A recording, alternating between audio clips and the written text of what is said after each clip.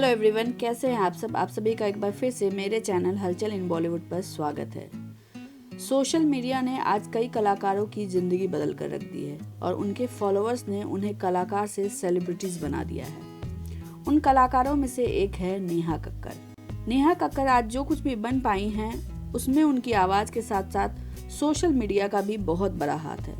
लेकिन social media ने उन्हें कैसे स्टार बनाया, ये जानने से पहले मैं आपको उनके अर्ली लाइफ के बारे में थोड़ा बहुत बता देती हूँ।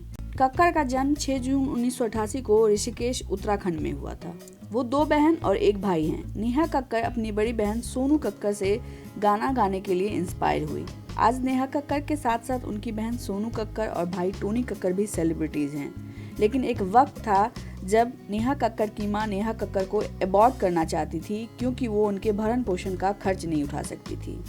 वो वक्त कुछ ऐसा था कि जब उनके पिता स्कूल और कॉलेज के बाहर समोसा बेचा करते थे। उनका पूरा परिवार एक कमरे में रहा करता था और उसी कमरे में टेबल लगाकर वो उसे किचन बना लिया करते थे। 90s की शुरुआत में कक्कड़ का पूरा परिवार दिल्ली शिफ्ट हो गया ताकि उनका परिवार सिंगिंग के जरिए कुछ कमाई कर सके। परिवार की आर्थिक स्थिति बहुत ही खराब थी, इसलिए नेहा कक्कड़ ने 4 साल की उम्र से लोकल गैदरिंग और रिलीजियस इवेंट्स में गाना शुरू कर दिया था।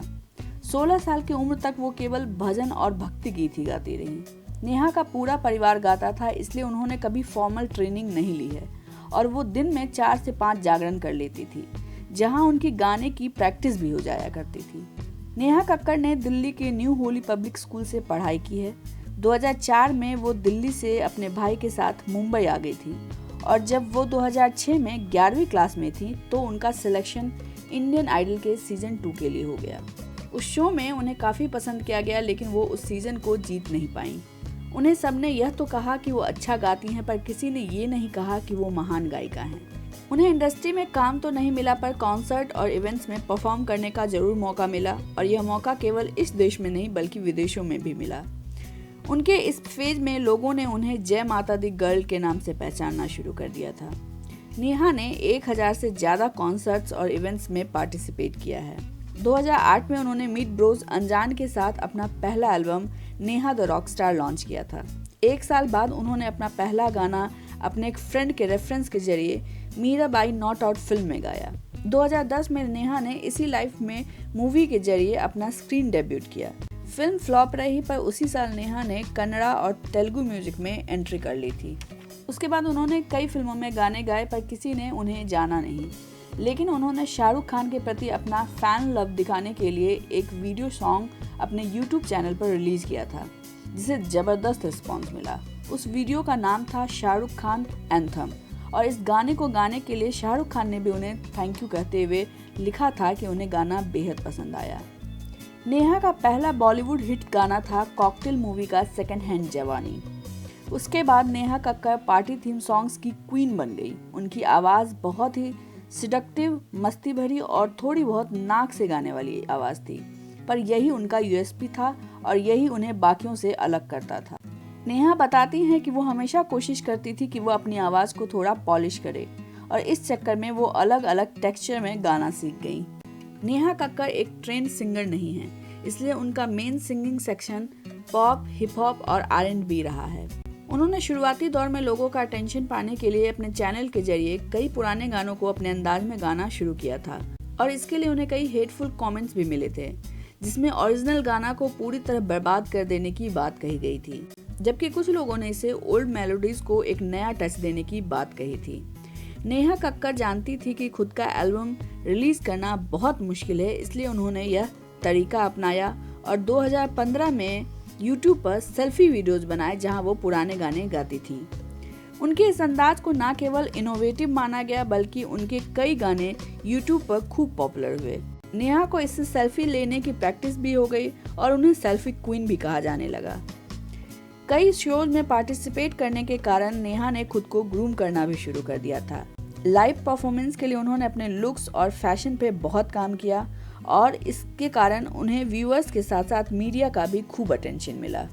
नेहा कक्कड़ यूट्यूब हो या ट्विटर, फेसबुक हो या इंस्टाग्राम, सब पर बहुत एक्टिव रहती हैं क्योंकि इसी सोशल मीडिया ने उन्हें ह्यूज फैन फॉलोइंग दी है। वह इंस्टाग्राम पर फॉलो की जाने वाली बड़ी सेलिब्रिटीज में से एक हैं। 2019 में उन्हें इंस्टाग्राम ट्रॉफी भी मिला था पहली म्यूजिक सेलिब्रिटीज की माइलस्टोन को अचीव करने के लिए।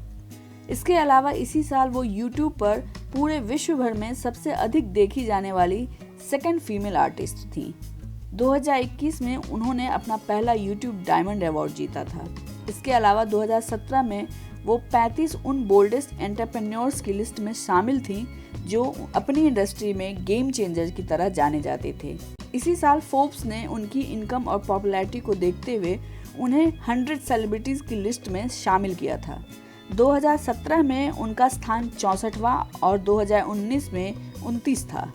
ऐसा नहीं है कि केवल कॉमन पब्लिक ही उनकी फैन है, बल्कि कई फिल्म स्टार्स भी उन्हें एक अलग पहचान दे चुके हैं। जैसे कि गोविंदा उनके एक्सप्रेशंस के कारण उन्हें फीमेल गोविंदा मानते हैं, वही फराह खान उन्हें रॉक स्टार कहती हैं और मंदिरा बेदी इंडियन शकीरा।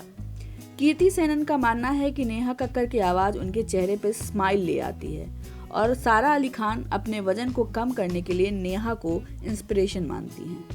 नेहा भले ही ऑन स्क्रीन हमेशा मुस्कुराती और शरारती नजर आती हैं, पर इंडियन आइडल शो में वो बार बार रो देती थी, जिसके कारण उन्हें क्राई बेबी कहा गया था। पर वो अपने इस इमोशनल एटीट्यूड पे बहुत प्राउड फील करती हैं। उनका यह इमोशनल वीकनेस उस वक्त भी सामने आया था जब 2018 में उनका ब्रेकअप अपने बॉयफ्रेंड हिमांशु कोहली से हुआ था, जिससे उनका 4 साल का रिश्ता था और वो शादी करने का अनाउंसमेंट भी कर चुके थे। ब्रेकअप के बाद उन्होंने इंस्टाग्राम पे बहुत सारे इमोशनल और डिप्रेसिव पोस्ट डाले थे। 21 अक्टूबर 2020 में उन्होंने अचानक से रोहनप्रीत सिंह से रोका किया और 24 अक्टूबर को उन्होंने शादी कर ली। आज नेहा कक्कड़ अपनी पर्सनल लाइफ में बहुत ही खुश हैं और प्रोफेशनल लाइफ में बहुत ही सक्सेसफुल। चलिए आज के लिए बस इतना ही। अगर आपको ये वीडियो पसंद आता है तो प्लीज़ इसे लाइक और शेयर करें। हमारे चैनल को सब्सक्राइब करना ना भूलें और घर से जब भी बाहर निकलें मास्क जरूर पहनें। Thank you so much.